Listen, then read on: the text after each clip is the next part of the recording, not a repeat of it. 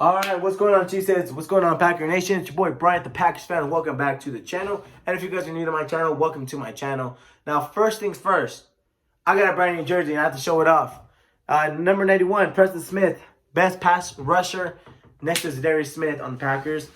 Second thing, I will be doing an unboxing video because I did order the Packers NFC North Division Champions t-shirt and the hat. So now I can finally upgrade this one because this is from 2016. Yeah, 2016.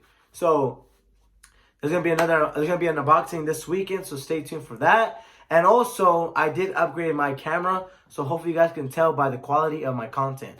So let's go ahead and talk about the Packers and the Seahawks game as we host our first playoff game against the Seattle Seahawks. You know, the Packers weren't too sure who they were gonna face this weekend because it either came down to the Saints, the Seahawks, or the Eagles. Sure enough, Seahawks won. Vikings came up with the shocker and beat the Saints. So now they're heading to San Francisco, and hopefully they beat the Niners because I don't want to go to San Francisco. But anyway, let's go ahead and talk about this game, man. There's a lot of keys to victory for the Packers that I have for them. A lot of key matchups that I think everyone should keep their eyes on. And then I'll give you guys my overall score prediction. So I'm pumped. And I know a lot of you guys are pumped as well. You know, I know a lot of Seahawks fans outside of YouTube who are pumped and they're ready to watch this game and stuff. And I'm pumped because right after work, I'm coming home and I'm going to be able to watch the game on time. So let's go ahead and dive into the first key to victory, which is getting pressure on Russell Wilson. Now, we all know the type of quarterback Russell Wilson is. He is a very mobile quarterback, very solid quarterback, makes magic happen. He can extend plays, you know, whether it's in the pocket, out the pocket, he can extend plays on his feet. This is where Mike Pettin and the defense have to come together to come up with a game plan to shut down Russell Wilson. Getting pressure is the number one thing that the Packers defense must do in order for them to shut down and contain Russell Wilson. And I think the Packers defense will do a great job, such a great job in containing Russell Wilson. Probably, I would say, less than 200 yards. I think he might get like 215-ish, 220-ish max. But if we're able to contain him under that, then I'm perfectly fine with that. But the thing is, the Seahawks offensive line is banged up right now. They might be without Dwayne Brown. They might be without Mike Upati or whatever his name is. And that gives opportunities to guys like Preston Smith, Darius Smith, Kenny Clark, Blake Martinez, Rashawn Gary, B.J. Goodson, guys on the defensive line, Dean Lowry, to get the opportunity to turn the ball over and give it back to the offense, whether it's incompletions, whether it's interceptions, whether it's a sack, a fumble, whatever the case may be. There's opportunities for the defense to get pressure on Russell Wilson. I think Darius Smith and Preston Smith will be the key factors in this game due to the offensive line of the Seahawks being banged up. Darius Smith, I believe, leads the leagues in quarterback pressures with 93. So that's going to be a huge factor in this game. So getting pressure on Russell Wilson is going to be huge. So moving on to my second key to victory, which is running the ball. Running the ball early on with Aaron Jones. Now, I'm not too sure if Jamal Williams is going to play. I haven't seen the injury report yet. Nothing's come out yet. But getting the run game established early on is going to help the Packers offense so much later on in the game. Whether it's the second, third, or fourth quarter, it's going to help us out tremendously. If we establish the run game early on, give Aaron Jones more than 20 touches, he is going to produce and he is going to go off. And the Seahawks defense is going to have a hard time trying to stop Aaron Jones. Now, Seahawks defense ranks 22nd in the run defense, and I believe we rank the 23rd. So they're a little bit better than us in a way. However, they do allow 117.7 yards per game when it comes to the run, and 22 rushing. They've allowed 22 rushing touchdowns from running backs, obviously. So their run defense is pretty bad. And I think with Aaron Jones being the beast that he is, and Jamal Williams possibly playing this game, our running back duo is just going to be eating.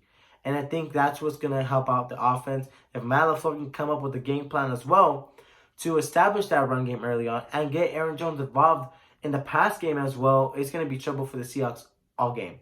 So that's my second key to victory. My third key to victory is a guy that we really haven't talked about that much all season long. And that's Aaron Rodgers. Aaron Rodgers has to have a breakout game. Now, we've talked about him You know, the analysts have talked about him, excuse me. They've talked about him plenty of times. You know, you have other fan bases talking about him. You even have guys from our fan bases talking about Aaron Rodgers. He has not played to the expectations that we've known Aaron Rodgers to play as. You know, these aren't the type of numbers Aaron Rodgers puts up. However, the way I look at it is like this. Throughout the years, Aaron Rodgers has carried the Packers.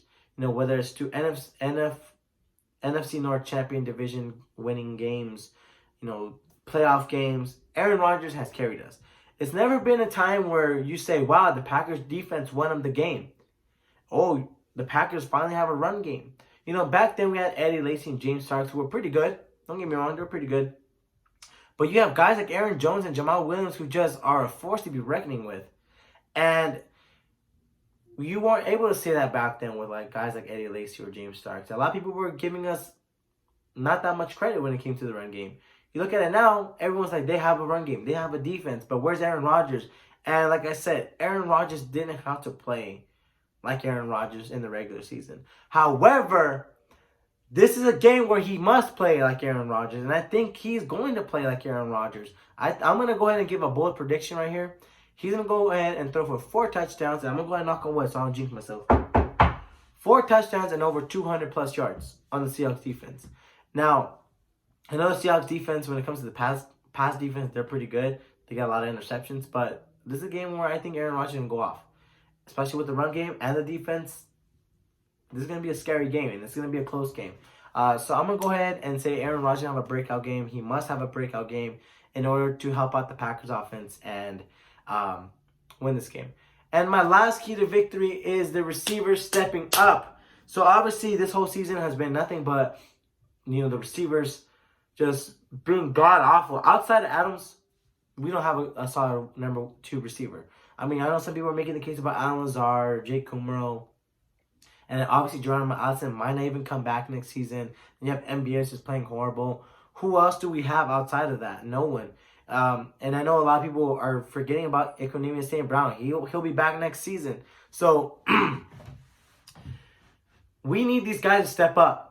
You know, I'm not worried about Adams. I'm not worried about Lazard. I'm not worried about Kummerow. MVS and Allison, man, we need you guys. Robert Tonyan, we need you. Jimmy Graham, we need you. Jay Sternberger. You know, we need everybody to step up on the receiving core. Everybody. You know, we need to contribute as a team and get it together, because the reason why Aaron Rodgers hasn't put up a lot of the numbers that he usually does is because the receivers aren't helping him out. You know, you have guys like MVS, Allison, Jimmy Graham, who drop these easily caught passes for nothing. Like, literally, they'll have the ball right in their hand and then, boop, drops. I'm like, dude, you had it in your hand. You know, and like I said, Allison won't be back next year. And if he does, then holy crap, I don't know. Obviously, Matt LaFleur and Brian Gutekunst think he's worthy of staying. But they need to step up and have huge games. I'm talking everybody. Everybody needs to have a breakout game this weekend when it comes to facing the Seahawks, because they have firepower. They have guys like DK Metcalf, Tyler Lockett, Marshawn Lynch, who's not really a threat in my opinion.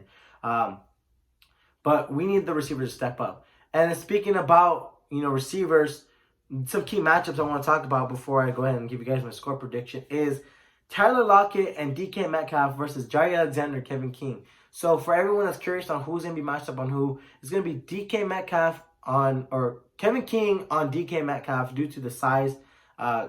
DK 6'4" and Kevin King 6'3", I believe, or vice versa, one of them. And then you have Jaire Alexander on Tyler Lockett. Both of them are 5'10", and Jaire is obviously the faster corner than Kevin King. So that's going to be the key matchups that we're going to be seeing this weekend. I think there might be a safety back there as well to help out either one of the corners, whether it's Adrian Amos, Darnell Savage, or even possibly Raven Green. I'm not too sure if he'll be back this weekend, but that's one of the key matchups. Also, the key matchup is Marshawn Lynch versus our defensive line, our run defense. I think we're going to be totally fine. Marshawn Lynch doesn't scare me at all. I think he's just a washed-up running back who's just trying to make a quick buck and, you know, do what he can to help this team, but I don't think he's going to contribute that much. But overall, I'm going to go ahead and give my score prediction for the Packers and Seahawks divisional round playoff game this weekend on Sunday, an afternoon game. I'm going to say that the Green Bay Packers beat the Seattle Seahawks by a score of 34-24. That's my final score prediction. Hopefully, you know, I'm right. You know, don't start going crazy on me and say, oh my God, this and that. I don't care. But let me know your guys' score predictions. Let me know your thoughts, your opinions on the game. Who are players you're looking out for? What are your keys to victory? Let me know in the comment section down below. I'd like to know. And I will see you guys in my next video, which will be recapping the Packers and Seahawks game. It's been your boy Brian, the Packers fan. And as always, go Pack, go. I'll see you guys in the next video. Peace.